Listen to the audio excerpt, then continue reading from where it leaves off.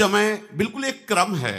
आप मन पर दृष्टि रखेंगे और विषयों का मनन नहीं होने देंगे तो आपके शरीर में स्थिरता आने लगेगी, चंचलता शरीर की नष्ट होने लगेगी, एक गंभीरता, क्योंकि इसका तदात्म है। शरीर, मन, प्राण, इनका तदात्म है।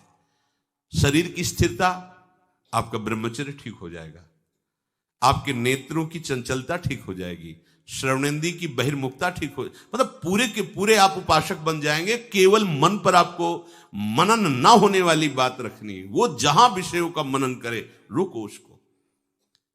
संयम शरीर में जागृत हो जाएगा, बहुत जरूरी, बहुत जरूरी है। शरीर का संयम बहुत जरूरी है। शरीर का पवित्र होना, शरीर का एक सिद्धांत के अनुसार बर्ताव करना, ये मनमानी पशुता का आचरण उपासकों में नहीं होता है। चले हैं भगवत प्राप्ति के मार्ग में, और मनमानी स्वयं अपना नाश कर रहे हैं, स्वयं अपने हाथों के द्वारा अपना नाश कर रहे हैं। हमें लगता है इनको केवल शरीर पोषण ही लक्ष्य है, भगवत प्राप्ति लक्ष्य नहीं। हो सकता है भगवत प्राप्ति के मार्ग में चलने वाले उपासक के पूर्व संस्कार उसे पीड़ित करें, पीड़ित कर सकते हैं, ना कि भ्रष्ट। इतनी सामर्थ्य नहीं, ध्यान रखना। तुम्हें विक्षेप पहुंचा सकते हैं, तुम्हारे अंदर जलन पैदा कर सकते हैं, लेकिन तुम्हें भ्रष्ट नहीं कर सकते। भ्रष्ट तभी होगे जब तुम तदात्म हो जाओगे, तुम मनन में सुख लेने लगोगे, तुम उसको स्वीकृति में बदल दोगे। हां ठीक है, तो इसका मतलब तुम्हारी भगवत प्राप्ति की स्वीकृति नहीं। तो भगवत प्राप्ति के मार्ग में चलने वाले उपासकों को ऐसे उपासकों का संग त्याग देना चाहिए, जो अपने संयम को नष्ट कर रहे हैं, जो अपने मार्ग के पथ से ही भ्रष्ट हो रहे हैं, समझाने पर भी नहीं समझ रहे हैं। उनका संग त्याग देना चाहिए, क्योंकि उस संग से हमारे अंदर अभी इतनी क्षमता नहीं कि हम अपनी बुद्धि को एकाग्र रख सके। हमारी बुद्धि प्रपंच में सन जाएगी। इसीलिए कुसंग का सर्वथा त्याज्य, बरु भलबास नरक कर ताता, दुष्ट संग जनि। वही दुष्ट है जो जानते हुए भी अपना नाश कर रहा है। ये सुख है? आप स्वाभाविक अपने ब्रह्मचर्य को नष्ट कर रहे हैं, स्वाभाविक आप अपने मन को गंदा कर रहे हैं, स्वाभाविक आप अपने तन को गंदा। आप भगवत प्राप्ति के मार्ग के पथिक हैं। समझ में नहीं आया? केवल नाटक नहीं चलेगा, नहीं चलेगा। ये परमार्थ मार्ग है। इस पे अगर कदम रखना है तो होश में हो जाओ, मन को मारना पड़ेगा। मन को मारे बिना इस मार्ग में नहीं चला जा सकता। वाणी का संयम, बहुत संभाल कर बोलो। आप जो बोलोगे वो मन पर प्रभाव डालेगा। वाणी बहुत संभाल के बोलो। वाणी एक अमोल है, जो कोई बोले जान ही तराजू तौल के तब मुख बाहरान। बातें हाथी पाइए, बातें हाथी पाओ, समझ संभल के। आपके पास वाणी एक अमोघ शक्ति है। ये केवल भगवन नाम कीर्तन, भगवत लीला गायन या बोधयंतः परस्परम, इसके लिए खुले, नहीं तो मौन। आप व्यवहार के पथिक नहीं कि सामने वाला कह रहा है कि हमसे बात करो तभी हमको दोस्ती ही नहीं रखनी ना, हमको तो जानबूझ के दोस्ती नहीं रखनी। ठीक है, आपका अपना जीवन है। राधे श्याम, मौन राधे श्याम बोला। प्रगट में राधे श्याम बोलेंगे तो बात करेगा। अगर ये पता है ये बात करेगा, प्रभु से बिलक बात करेगा, तो मैं राधे श्याम नहीं बोलना, अंदर से राधे श्याम, मानसिक प्रणाम चल दिया। बिल्कुल निरपेक्ष सबसे पहला शब्द है। भगवान जिन संतों के पीछे चरण रज लेने के लिए घूमते, निरपेक्षम, किसी की अपेक्षा नहीं। अगर कोई भगवत विमुख वार्ता करता है तो चल देना है वहां से। हमें एक मिनट भी नहीं तो वाणी ना सुननी है ना बोलनी है। नहीं, देर नहीं लगता, निंदा होने लगती है। वार्ता वार्ता में किसी न किसी उदाहरण में वो किसी की निंदा हुई, लेना एक नहीं। और हमारे सुकृत ऊपर से सब नष्ट हो रहे हैं। क्या हमें लाभ मिला? हम तो एक एक चीज संभाल के चल रहे हैं प्रभु के चरणों में समर्पित करने के लिए, और कुसंग हो गया तो हमारा पतन हो जाता है। शरीर वैसे तो प्रकृति का है, पर जब आप पवित्र आचरण करते हैं तो ये दिव्य होने लगता है। पार्थिव होते हुए भी ये शाश्वत हो जाता है। कितने से महापुरुष सदैव भगवान के धाम गए, श्री तुकाराम जी के लिए विमाना स्वदेह गए, बैठ करके विमान में उसी शरीर से गए। मीरा जी उसी शरीर से समा गई। प्रेमावतार महाप्रभु चैतन्य देव सशरीर अंतर ध्यान समा गए जगन्नाथ जी में। बहुत से ऐसे भक्त जिनको कोई जानता भी नहीं, उनका दिव्य शरीर हो गया। चलो हमें ये नहीं करना कि हमारा भाव बने कि हम मरे ही ना, शरीर न छूटे, पर वो शरीर भी भगवत स्वरूप हो जाता है। कई ऐसे संत भगवान को बड़ी दिव्यता स्पर्श करने मात्र से एक अलौकिक ऊर्जा शक्ति हृदय में संचरित होती है, जिनका शरीर पावन हो जाता है। अरे तीर्थी कुर्वन्ते तीर्थानु, जहां चरण रख दे वो भूमि तीर्थ हो जाती है, और तीर्थों में भी तीर्थत्व आ जाता है। गंगा भी निष्पाप हो जाती है। हरि और गंगा उनके पीछे डोलते। अभी एक पद में आया था जो संकेत किया, देखो हरिराम व्यास जी क्या कह रहे, हरि और गंगा जी उनके पीछे डोलते हैं, जिनका शरीर भगवत सेवा के सिवा कभी भी कोई भी अन्य चेष्टा शास्त्र विरुद्ध नहीं करता, उनके शरीर पावन हो जाते हैं। एक बार उड़िया बाबा एक घर में भिक्षा पाने गए तो बाहर चबूतरे में बैठे एक वृद्ध जो है, नाम बड़े तेजस्वी बाबा भिक्षा पाके आए और कहा कि जब ऐसी आपकी निष्ठा है, आप ऐसे दिखाई देते हैं, तो आपको तो गंगा किनारे वास करना चाहिए। तो उनका महाराज आपका कहना उचित ही है, पर जो शास्त्र संयम से चल रहा है, जैसे पहले ब्रह्मचर्य, फिर गृहस्थ और फिर ब्रह्मचर्य, एक समय सीमा, संतानोत्पत्ति रूपी भगवान की पूजा सृष्टि की, फिर ब्रह्मचर्य, और निरंतर नाम जप कर रहा है, तो उसके लिए गंगा जी स्वयं उसके घर आ जाती है, उसको गंगा किनारे जाना नहीं पड़ता। बाबा बहुत प्रसन्न हुए। समझिए, गृहस्थी कोई साधारण धर्म नहीं है, ये भी भगवत प्राप्ति के लिए समर्थ है, पर आप लोग अपने को गृहस्थ मान करके पशुवत आचरण करें तो बात नहीं है। गृहस्थ बहुत जल्दी भगवान को प्रसन्न कर सकता है। मेहनत के द्वारा कमाया हुआ अन्न धन, अतिथि संत गौ बीमार इनकी सेवा में लगाया, उचित अपने परिवार का पोषण कर रहा है और नाम जप कर रहा है, संयम से रह रहा है, भगवान प्रसन्न हो जाएंगे। विरक्त पूर्ण रूप से चित्तवृत्ति भगवदाकार करके संपूर्ण संसार से राग का नाश कर दे, जयति जयति जग उच्च रहे। इसीलिए सब उनको गुरु स्वरूप मान करके प्रणाम करते, चाहे जितना गृहस्थ भक्त हो, पर विरक्त के सामने जाकर के चरणों में लौट जाता है। किस लिए? कि कहीं ना कहीं हमने राग का पोषण किया है, और आपने राग का त्याग करके वैराग्य युक्त, इसलिए वैराग्य की में आप भी भजन करते हैं, हम भी भजन करते हैं, पर हमारे भजन में राग रहा है और आपने वैराग्य को, इसलिए सब सर झुकाते हैं किसको? वैराग्य को। राग रहित होकर जीवन, ये कपड़े को कोई प्रणाम नहीं करता। इस कपड़े के और भी शरीरों के वस्त्र बनते हैं, कोई खास बात कपड़ा नहीं है, बात है राग का त्याग। तो शरीर आपका बहुत संयम युक्त और पवित्र रहना चाहिए भगवत प्राप्ति के लिए। ये आज के समय में लोग इस पर विचार नहीं करते। शौच गए पशुवत, शौच की कोई पवित्रता के नियम नहीं, वही कपड़े पहन, भजन होगा तुमसे, तुम्हारी चित्तवृत्ति भगवत चरणारविंद में लगेगी। शरीर को जितना पवित्र रखोगे उतना शरीर से वैराग्य होगा, यह आंतरिक बात है। आपकी दिनचर्या पवित्रता से युक्त होनी चाहिए शरीर की। जहां मनाया जैसे मनाया, लघु शंका कर लिया, ना जल है आपको प्रक्षालन के लिए, ना आचमन के लिए, ना हाथ धोने के लिए, आप ऐसे ही तो पशुवत आचरण में तुम्हारी भगवदाकार वृत्ति होगी। पुराने के जो उपासक और संत महात्मा थे बावरे थे क्या?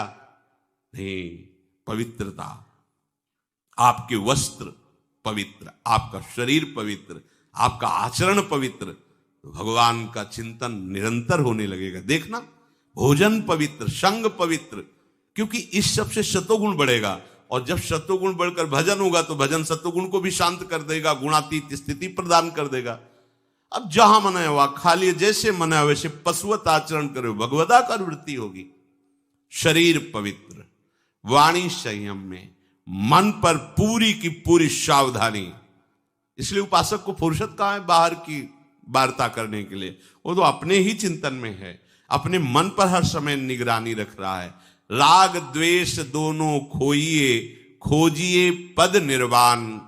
नानक कहे पथ कठिन है, कोई कोई गुरुमुख जान। मनमुख नहीं, गुरुमुख।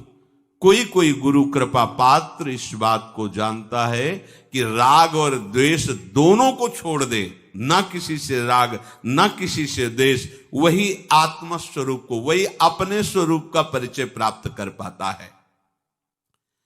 संपूर्ण प्रपंच से उदासीन दृष्टि रख करके, समस्त वासनाओं का क्षय करके जो संकल्प रहित होकर भजन करता है, वो इसी जन्म में जीते जी भगवत साक्षात्कार कर लेता है। फिर सुन लीजिए, संपूर्ण प्रपंच से उदासीन, उदासीन कहते हैं ना कोई मित्र है ना कोई शत्रु, राग द्वेष दोनों खोइए, न कोई अपना मित्र है, एक भी कोई शत्रु पूरी सृष्टि में नहीं है। हरिवंश नाम लीन जे, अजात शत्रु ते सदा, प्रपंच दंभ आदि दय तां कछु न पेखिए। एक भी अगर दुश्मन है तो लौटना पड़ेगा तुमको इस सृष्टि में, और एक भी मित्र है तो लौटना पड़ेगा। एक भी वस्तु में राग है तो आना पड़ेगा, एक भी वस्तु से द्वेष है तो तुम्हें आना पड़ेगा। सर्वम खलमिदम ब्रह्म वासुदेवा स्वरमित समात्मा सुदुर्लभा। विद्या विनय संपन्ने ब्राह्मणे गविहस्तनी स्वनीचयो सुपाके चा पंडिता समदर्शिना। सब रूपों में मेरा प्रीतम है, न राग न द्वेष, इसलिए उदासीन। उदासीन हो करके संपूर्ण सृष्टि से, संपूर्ण ये है विजय, समस्त वासनाओं का क्षय, कुछ भी भोगने की इच्छा ही नहीं रही। संकल्प रहित जीवन, निरंतर भजन, वो इसी जन्म में भगवत साक्षात्कार कर लेता है। विचार पूर्वक संकल्प रहित बनो, संशय रहित बनो, अपनी एकाग्रता रूपी संपत्ति को संजोते रहो। चंचलता की निवृत्ति करके आप अपने चित्त को चित्त चोर में समर्पित कर दो, यही जीवन का परम लक्ष्य है। आपके इस लक्ष्य प्राप्ति में लय, विक्षेप, कषाय ये बहुत विघ्न पहुंचाते हैं। जिस समय हम भजन में बैठते हैं तो हमारा लय होने लगता है तमोगुण में। जैसे सत्संग चल रहा है, वो तो बहुत सावधानी है, नहीं तो अभी आपको सत्संग के शब्द रोक के घूंटा भी सुनवा सकते हैं। ऐसे सुना, ये बहुत विक्षेप है भजन में। तमोगुण में अपने को लय मत होने दो। एक नींद का समय रखो, उतने के अलावा नींद नहीं आनी चाहिए। आप कह दो हम जान नहीं पाते, सो जाते हैं, ये उपासक ऐसे नहीं, ये तो विषयी पुरुषों का लक्षण है। हमने निश्चय किया, नहीं सुना, फिर नींद कैसे आ सकती है? हमारी स्वीकृति के बिना नींद आ जाएगी, हमारी स्वीकृति के बिना काम आ जाएगा, हमारी स्वीकृति के बिना क्रोध आ जाएगा। क्या समझा है आपने अपने को? क्या समझा है? यही तो दुर्दशा का कारण हो चुका है, जो आप इतने अधीन होते चले जा रहे हैं, इतने हे भाव को चले। आपकी स्वीकृति के बिना कुछ हो सकता है? कुछ नहीं हो सकता है। आप स्वीकृति न दें कि ये गलत है तो क्रोध ही नहीं आएगा। आप स्वीकृति न दें कि ये मेरा है तो ममता ही नहीं होगी। आप स्वीकृति न दें कि मैं पुरुष हूं तो भोग ही नहीं होगा। स्वीकृति आपकी स्वीकृति ही है। तो अति भोजन, ये खट्टी डकारे नहीं आनी चाहिए उपासक को। अरे कितना पाओगे? मलाई तो बनेगा, चर्बी बढ़ेगी, कितना पाओगे? पूरा जीवन होता गया पाते पाते, और रोज नए नए, फिर नया चाव, नई भूख, नई स्वाद दृष्टि। ये देखो सावधानी का है। अति भोजन विषयी पुरुष का लक्षण। शरीर पोषण के लिए अन्न डालना, हाँ किसी किसी की खुराक भी होती है, उसको अति भोजन में नहीं कह सकते। अब जैसे वजन ही है 30-35 किलो उसका, तो 1-2 रोटी खाएगा। अब 100 किलो वजन का शरीर है तो 10 रोटी तो भाई, अब उसको कह दो कि 1 रोटी तो नहीं चलेगा, उसको कह दो 10 रोटी तो भी नहीं चलेगा। शरीर की तो उस सबका तारतम्य नहीं मिलाना है। तो बहुत हल्का शरीर है, बहुत ऐसे, अब वो अगर 10 पाता है तो बहुत अति भोजन होता है। लेकिन शरीर के अनुसार जितने में आपको पाने के बाद यदि 1 घंटा बैठना पड़े तुरंत, तो आपको ये ना लगे कि आपका पेट भरा है, ऐसा उपासक को भोजन करना चाहिए। इससे आप लय से बच जाएंगे, जो हमें भजन में बाधा पहुंचाता है। ये लय, पहला तो अति भोजन, पकवान अति पा लेने पर फिर पाचन तंत्र पर प्रभाव पड़ता है, वो भजन नहीं होने देगा। और दूसरा है व्यर्थ चिंतन, ये लय के अंतर्गत ही आता है। अब भजन में बैठे हैं, पूर्व की बातें आ रही, बहे चले जा रहे हैं, या कोई आगे का भोग का संकल्प, बहे चले जा रहे हैं, ये किसी ने अपमान, ये सब उसी समय आएगा जब आप भजन में बैठोगे। आप जब भजन में बैठोगे, भगवत चिंतन में, ये उसी समय सब आएंगे, पूरा प्रपंच आएगा।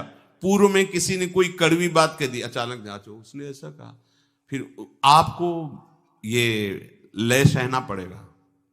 मन दे रहा है, आपको स्वीकार नहीं करनी ये बातें। दूसरों के भजन की न्यूनता दिखाएगा।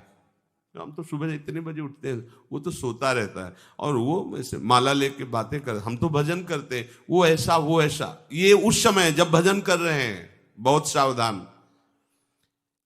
और कोई नशा करना, बोले थोड़ी चना मटरा की तरह भांग चढ़ा लो तो बोले बढ़िया ध्यान लगता है। भैया सिद्धों के काम, साधुकों के नहीं। आप इस चक्कर में न पड़ना। सिद्ध संतों की लीलाएं बड़ी विचित्र विचित्र होती है। 10 तोला संखिया जहर रोज पाते थे। उड़िया बाबा इस बात को देखने के लिए उनके पास गए और कहा, महाराज हमने सुना 10 तोला संखिया पाते हैं।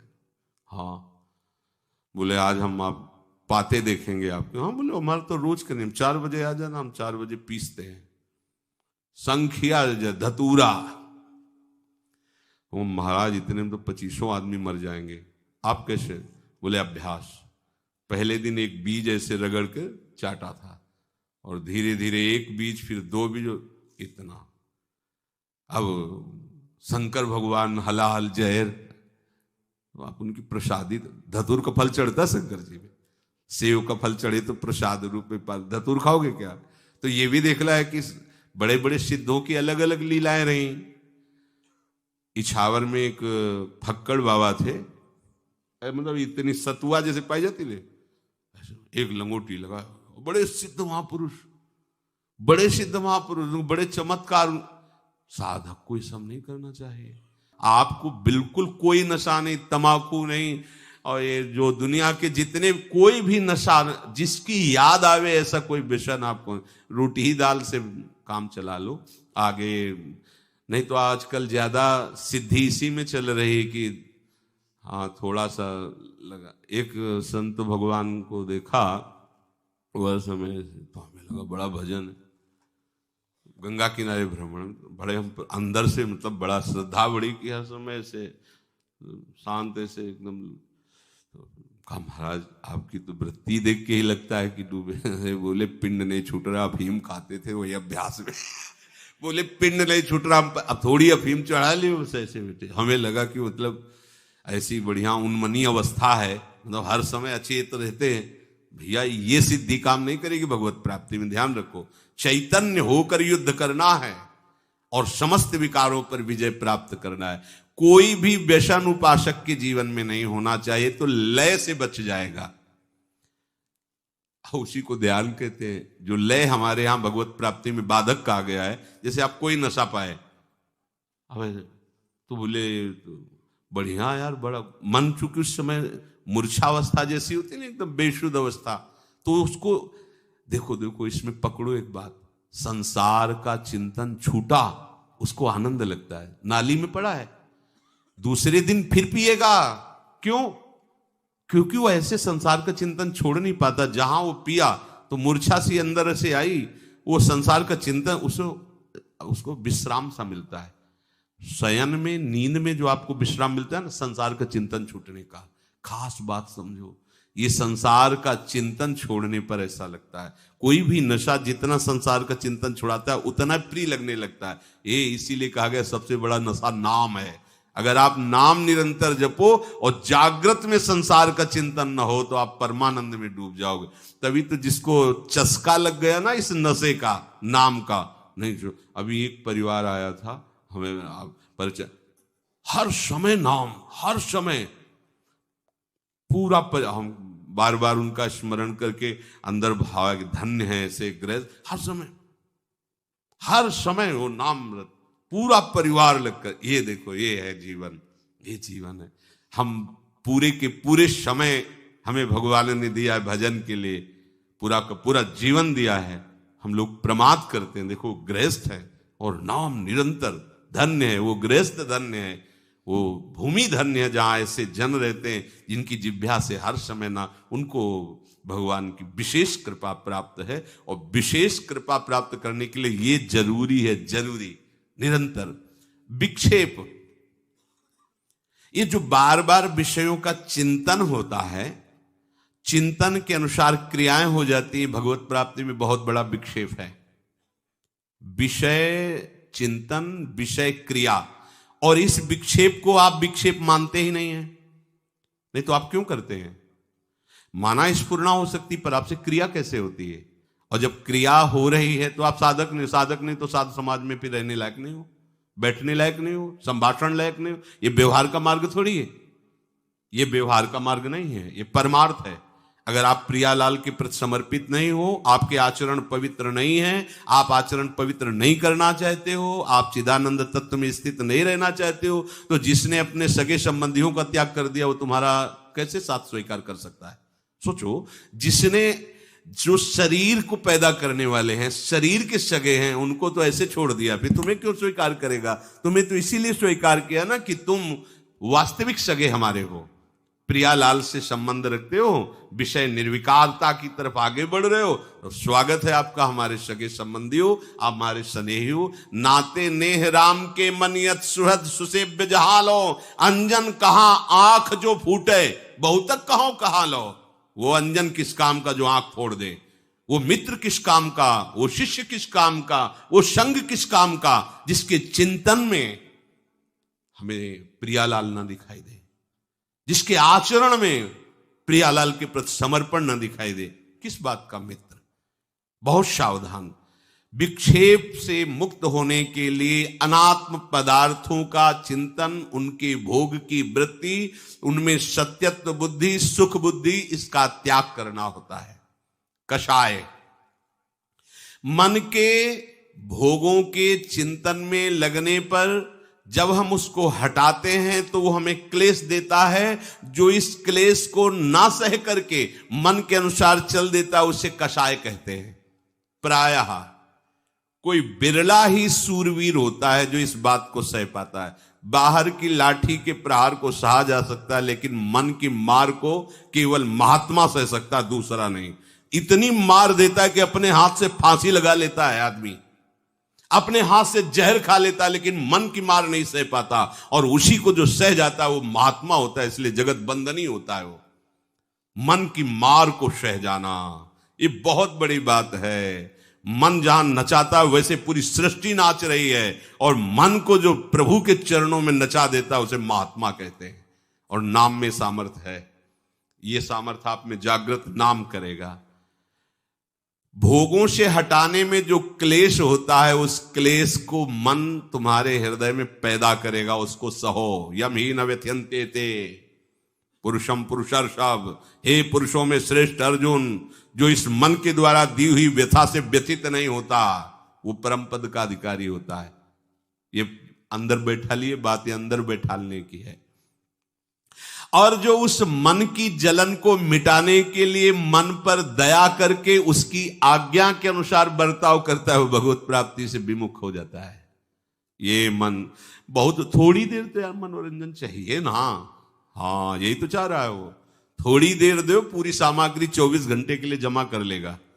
मन को अगर आपने थोड़ी देर के लिए भी उसको छूट दे दी तो इतना वो चतुर खिलाड़ी है कि 24 घंटे तुमसे युद्ध करने के लिए वो सामग्री तैयार कर लेगा। हर समय उस पर नजर रखनी, सोते जागते उठते बैठते देखना, इंद्रियों के न घोड़े भगे, रात दिन इनमें संयम के कोड़े लगे, तभी उसको इनाम मिलता है इस बात का। क्या?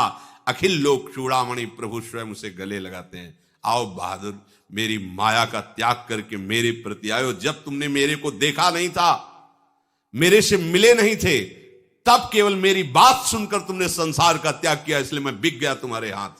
जो लोग कहते हैं ना कि प्रभु को तो देखा नहीं सुना नहीं, वो देख रहे हैं। जिनको हमने देखा नहीं, जिनसे हमारी बात नहीं हुई, उनके लिए हम उनको त्याग रहे हैं। जिनको देखा है, जिनसे बात की है, जिसको हम सुख मान रहे हैं, केवल उनको रिझाने के लिए। किनको पता नहीं है, जिनका हमें पता नहीं है, जिनको हमने देखा नहीं, कभी बात नहीं, उनके लिए सर्वस्व त्याग कर दिया। तब वो आगे आके अखिल लोक ब्रह्मांडों के स्वामी हृदय से लगाते हैं और कहते हैं, अहम भक्त पराधीनो अस्वतंत्र इव द्विज। मैं परम स्वतंत्र आज अपनी स्वतंत्रता को इसके हाथ में देता हूं। मैं अस्वतंत्र हूं और ये स्वतंत्र है। अभी तक मैं सारे जगत को नचाने वाला, आज भक्त मेरा नचाने वाला बनेगा। जैसा चाहेगा भावे मोहि जोई, सोई सोई करें प्यारे। अब ये जो चाहेगा वही मैं करूंगा। क्यों? सबसे ज्यादा प्रभु इस बात पे रीझ गए कि इसने मुझे देखा नहीं था, केवल मेरी बात पे, मेरी बात सुनकर इसने सब सुखों को त्याग कर दिया। इसलिए प्रभु रीझ जाते हैं। एक एक आपकी वृत्ति देख रहे हैं प्रभु, एक एक चाल देख रहे हैं। ऐसा मत सोचिए कि जीवन हमने त्याग में व्यतीत किया, मुझे क्या मिला। परिणाम देखना, आजान बाहो प्रभु तुम्हें गले से लगाते मिलेंगे। और ये शरीर छूटने के बाद नहीं, शरीर में रहते हुए। ये भ्रम छोड़ दो कि मरने के बाद ही प्रभु मिलते हैं, नहीं। ये आपकी तन्मयता अगर नहीं रही, कुछ चूक रही, तो फिर शरीर छूटने के बाद वो सारी चूक मिटा करके प्रभु से स्वीकार, अगर जीते जी आप ऐसे हो गए तो फिर आपकी शिकायत मिट जाएगी कि प्रभु मिले नहीं। नहीं नहीं, बहुत कृपाल हैं और ऐसे प्यारे हैं कि करोड़ प्राण हो तो न्यौछावर, उनका अपनापन जैसा है वैसा कहीं त्रिभुवन में किसी से नहीं मिला। बस वो थोड़ी जरूरत यही है कि एक बार समेट लो मन को, और आप समेट सकते हैं। ऐसा नहीं है, आप समेट सकते हैं, आप कुछ भी कर सकते हैं, आप कुछ भी कर सकते हैं। अरे आप कोई और नहीं है, बस आप ही आप हैं। बस कैसी भूल हो गई, आप सब कुछ कर सकते हैं। आप जो सोचते हैं कि मेरे में सामर्थ्य नहीं, वो आप शरीर को लेके बात कर रहे हैं। स्वरूप के लेके बात करेंगे ना तो आप कुछ भी कर सकते हैं। आप महान से महान पदवी को, और आप नीच से नीच योनियों में जा सकते हैं। इसलिए सावधान हो जाइए, अपने हृदय को भगवत चिंतन में ऐसा तन्मय कर दो कि शरीर और शरीर के विलास की स्मृति ही नष्ट हो जाए। यही इस जीवन का परम लाभ। केवल श्यामा श्याम हमारे चिंतन का विषय हो, हमारे आश्रय का विषय केवल श्यामा श्याम रह जाए। हम श्यामा श्याम के लिए पागल जैसे हो जाएं। जैसे पागल जिस बात को पकड़ लेता है वो सीधी हो जाता है, हम ऐसे सीधी हो जाए। श्यामा श्याम श्यामा श्याम, उनकी लीला, उनकी बात, उनके जन, उन्हीं की भावना, दूसरा कुछ नहीं। ये जन्म सार्थक हो जाए। ये सबके भाग्य में नहीं लिखा। आप लोग बड़े भाग्य वाले हैं, आपके भाग्य में लिख गया। ये जो सौभाग्य मिल रहे हैं ना, सबके भाग्य में नहीं। बेचारे पूरा दिन विषय संग्रह में, पूरी रात विषय भोग और निद्रा में, पूरा जीवन यूं का यूं नहीं। एक गया समय पीछे का, ये समय भी गया। अब पता नहीं कितने मिनट समय बचा है, किसी को पता नहीं। लेकिन हमको इसकी चिंता नहीं, क्योंकि हर क्षण सही जगह जा रहा है, इसलिए कोई चिंता नहीं। बस आपका वर्तमान समय केवल प्रियालाल के चिंतन में जाए। भविष्य लिख लो, ऐसा मंगलमय होगा कि ब्रह्मा जी भी प्रणाम करेंगे आपके भविष्य को, जो निश्चय हो रहा है। बिल्कुल चिंता मत कीजिए, बस चिंतन कीजिए श्री जी का। थोड़ी ये तो सुधार करना पड़ेगा। शरीर संबंधी ये जो गलत चेष्टाएं, शरीर के प्रति जो ममता रखकर भोगों में उतरना है, बंद करो। बहुत समय हो गया, बहुत जन्म व्यतीत हो गए, कहीं कुछ नहीं, केवल भ्रम। आपकी स्वीकृति, आपका मनन, यही आपको गिरा रहा है। आप सावधान हो जाइए। ये जो शास्त्र और संत जन है, ये सही सुख में निमग्न करने के लिए है। ये आपके कोई दुश्मन नहीं है। देखो, माता पिता प्यार करेगा तो प्राकृतिक वस्तु देकर आपको सुखी देखना चाहता है। बढ़िया मकान हो जाए, खूब रुपया हमारे लड़के के नाम हो जाए, बढ़िया दुल्हन मिल जाए, हर व्यवस्था हो जाए, लेकिन ये व्यवस्था सुख की नहीं है, वो नहीं जानते हैं। जब गुरु प्रसन्न होगा तो तुम्हारे शरीर के राग का ही नाश कर देगा, तुम्हारी एक एक प्रवृत्ति पर शासन करके भगवदाकार कर देगा। इसीलिए उनको निष्ठुर कहा जाता है कि तुम महात्मा लोग बड़े निष्ठुर हो। निष्ठुर नहीं है, सच्चा प्यार इनका है, क्योंकि वो कितने दिन टिकने वाला है और ये शाश्वत सुख है। इसीलिए गुरु के समान, संतों के समान, भगवत वाणी के समान कोई हमें प्यार दे सके, दुलार कर सके, त्रिभुवन में ऐसा नहीं। इसलिए निरंतर भजन में लगे रहो, असत आचरणों का त्याग करो। श्री राधा वल्लभ लाल।